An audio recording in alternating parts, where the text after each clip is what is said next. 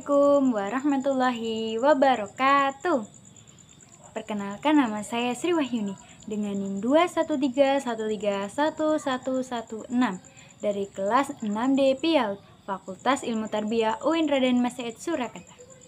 Di sini saya akan sedikit memaparkan hasil tugas saya, yaitu dengan materi menjadi orang tua akhir zaman. Nah, tunggu apa lagi? Yuk, simak video saya. Menjadi orang tua akhir zaman. Perubahan peran orang tua di era digital memerlukan penyesuaian spesifik untuk menghadapi tantangan zaman sekarang. Nah, cara mendidik anak dari dahulu sampai sekarang itu berbeda. Dan saya akan sedikit menjelaskan terkait pola asuh. Yang pertama ada pola asuh otoritatif, di mana orang tua otoritatif yaitu menggabungkan tingkat tinggi dalam pemenuhan kebutuhan anak dengan kontrol yang mandiri. Mereka menetapkan batasan yang jelas dan konsisten, tetapi juga responsif terhadap kebutuhan dan perasaan anak. Nah, dan yang kedua ada pola asuh otoriter. Pola asuh orang tua ini cenderung memiliki kontrol yang tinggi tanpa memberikan banyak dukungan emosional. Lalu mereka mungkin menetapkan banyak aturan-aturan yang ketat dan memperlihatkan sedikit fleksibilitas. Dan yang ketiga ada pola asuh demokratis. Orang tua demokratis menggabungkan kontrol yang memadai dengan dukungan emosional yang tinggi. Jadi mereka melibatkan anak dalam pengambilan keputusan dan memberi alasan yang masuk akal untuk aturan-aturan nanti yang akan diberlakukan di antara orang tua dan anak tersebut. Dan yang keempat ada pola asuh permisif. Orang tua ini cenderung memberikan sedikit kontrol atau batasan kepada anak mereka. Mungkin karena sangat responsif terhadap kebutuhan anak, tetapi kurang konsisten dalam menegakkan peraturan. Nah, itu tadi. Nah, kalau di zaman dahulu itu kebanyakan orang tua itu menggunakan pola asuh otoriter. Jadi orang tua itu cenderung banyak menetapkan aturan. Jadi kayak anak itu merasa terkekang oleh orang tua. Seperti misal si anak harus bangun jam sekian harus belajar dan yang lain-lain. Untuk pola asuh yang sering diterapkan orang tua pada akhir zaman ini adalah pola asuh otoritatif, di mana orang tua melibatkan anak dalam pengambilan keputusan dan juga orang tua memenuhi setiap kebutuhan anaknya. Tantangan orang tua di zaman sekarang ada 3. Yang pertama ada kemajuan teknologi, di mana tantangan menghadapi dampak teknologi pada kehidupan anak-anak. Nah, di sini seringkali ya ayah bunda kita lihat banyak orang tua ini yang memberikan anak berupa gadget atau handphone atau teknologi yang lain. Seperti sekarang ini anak usia 1 tahun itu sudah bisa menggunakan HP, entah itu untuk melihat YouTube atau dan yang lain-lain. Kebanyakan orang tua sekarang seperti ini, entah karena supaya anak itu diam, anteng, atau untuk ya biar anak anteng aja karena kesibukan orang tua seperti itu. Nah, untuk mengurangi anak yang kecanduan menggunakan teknologi termasuk handphone, kita bisa membatasi misal ketika anak melihat YouTube atau bermain HP, kita bisa memberikan waktu anak sekitar 10-15 menit dalam mungkin dalam sehari. Seperti itu. Kemudian yang kedua ada kekuatan influencer, yakni mengatasi pengaruh buruk dari media sosial dan selebriti. Jadi kita juga harus memantau anak ini menggunakan HP, dia membuka aplikasi apa saja. Jadi selain kita memberikan waktu anak untuk bermain handphone, kita juga harus bisa mengontrol anak. Dan yang ketiga adalah dampak dari ketidakseimbangan antara keseimbangan hidup dalam teknologi dan kehidupan nyata. Nah, seperti yang sudah saya jelaskan tadi, jadi kita harus bisa membagi waktu. Kapan anak menggunakan teknologi seperti menonton TV, bermain HP, dan lain-lain. Kita juga harus membatasi karena anak yang kalau sudah terlalu kecanduan dengan teknologi, dia akan terus-terusan seperti misal rutinitas dia setiap bangun pagi menonton TV. Jadi kalau kita tidak membatasi, setiap bangunnya pun dia pasti harus melihat televisi, seperti itu. Keseimbangan yang sehat dengan anak. Di sini saya ada 3 poin. Yang pertama ada membangun kepercayaan. Pentingnya mendalami minat dan hobi anak untuk memperkuat hubungan. Jadi kita sebagai orang tua maupun guru, kita juga harus mengetahui apa hobi anak, apa kesenangan anak. Nah, kita juga harus mendukung dan memotivasi anak untuk mendorong semangatnya anak untuk mendalami minat dan hobinya. Kemudian yang kedua ada komunikasi terbuka.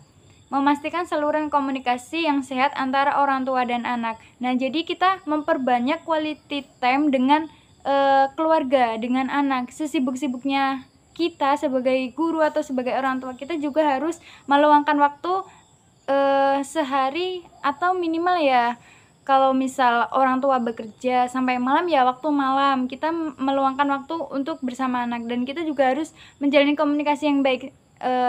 Semisal kita sebagai orang tua bekerja sampai sore, nah kita juga harus memberi pengertian kepada anak bahwa kita bekerja sampai sore, nanti kita bisa ketemu lagi di sore hari atau di malam hari, seperti itu. Kemudian yang ketiga ada batas waktu gadget, yaitu memberikan batasan waktu penggunaan gadget untuk memastikan interaksi langsung tetap terjaga. Nah, tadi sudah saya jelaskan di tantangan orang tua di zaman sekarang. Batasan waktu untuk gadget ini juga sangat kita perhatikan, karena kalau kita tidak perhatikan, anak akan lebih sering menggunakan gadget. Menghadapi pengaruh negatif teknologi pada anak. Yang pertama ada pengaruh. Penting untuk memahami dampak dari paparan teknologi pada anak. Yang kedua ada peran orang tua. Menjadi pelindung sekaligus panduan dalam memahami dan menyeimbangkan akses teknologi anak. Dan yang ketiga ada batasan tegas, yaitu membutuhkan kebijaksanaan dalam memberlakukan batasan akses teknologi. Nah, selain ada pengaruh, peran orang tua, dan batasan tegas. Nah, di antara 3 ini saling berkesinambungan satu di antara ketiganya. Jadi selain kita membatasi waktu kepada anak seperti bermain gadget, kita juga memberi pengertian. Seperti semisal mohon maaf nak, kalau kita sering menggunakan gadget nanti mata kita bisa sakit loh. Seperti itu. Dan untuk menghindari anak terlalu sering main gadget, kita juga harus menjalin komunikasi yang baik kepada anak. Banyak-banyak quality time dengan anak, bermain dengan anak, atau kita bisa mengajak anak bermain selain menggunakan gadget. Misal bisa bermain yang lain di dalam rumah ataupun di luar rumah. Membangun kecerdasan emosional anak. Yang pertama ada empati dan tanggung jawab. Menumbuhkan kesadaran dan rasa tanggung jawab akan perasaan orang lain. Nah, di sini kita melatih anak untuk bagaimana di dalam jiwa anak ini mempunyai rasa empati dan tanggung jawab. Semisal ada anak yang lain tidak di dalam sekolah tidak bawa makan. Nah, sedangkan anak kita ini membawa makan. Nah, kita bisa mengajarkan anak untuk saling berbagi, seperti itu. Dan untuk tanggung jawab, dia juga sebagai temannya, dia sebagai teman juga bisa memberikan sedikit makanan untuk temannya. Kemudian ada stress management, mengajarkan strategi untuk mengelola stres secara sehat.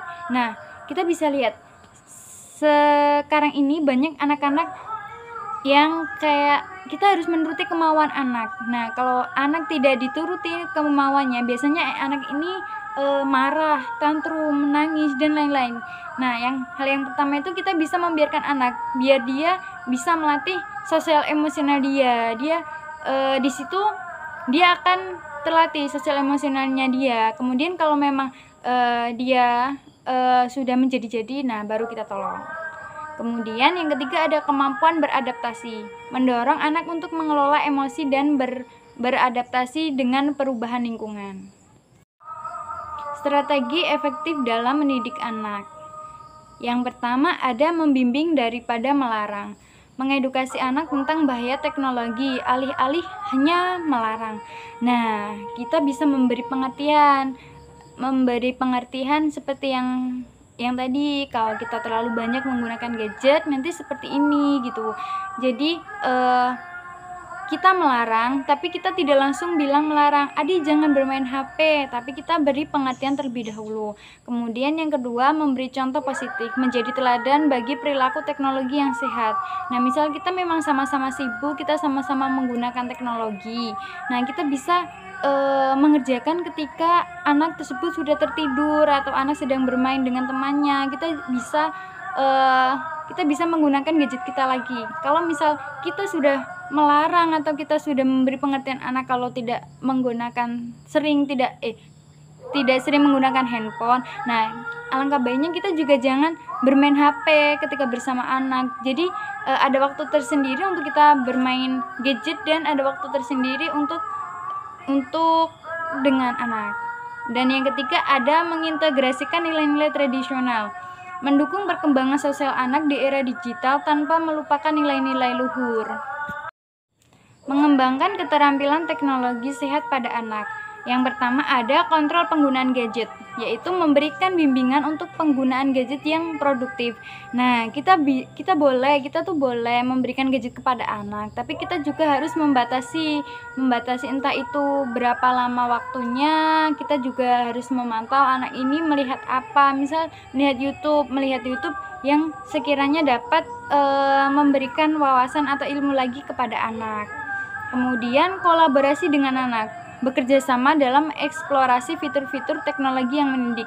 Nah, di zaman sekarang ini kan pasti sudah banyak aplikasi-aplikasi untuk anak usia dini. Nah, langkah baiknya kita juga memberikan atau kita kasih tahu anak, Ade nanti buka yang ini ya, jangan yang ini gitu. Kemudian yang terakhir ada mengenalkan bahaya cyber.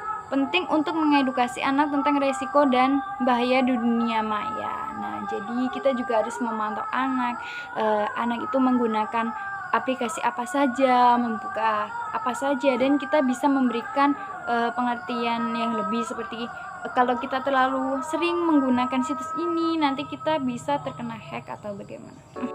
Alhamdulillah, sedikit saya memaparkan terkait materi saya, yaitu menjadi orang tua akhir zaman. Nah, cukup sekian dari saya, kurang lebihnya mohon maaf. Wallahul muwaffiq ila aqwamit thoriq. Wassalamualaikum warahmatullahi wabarakatuh. Dadah.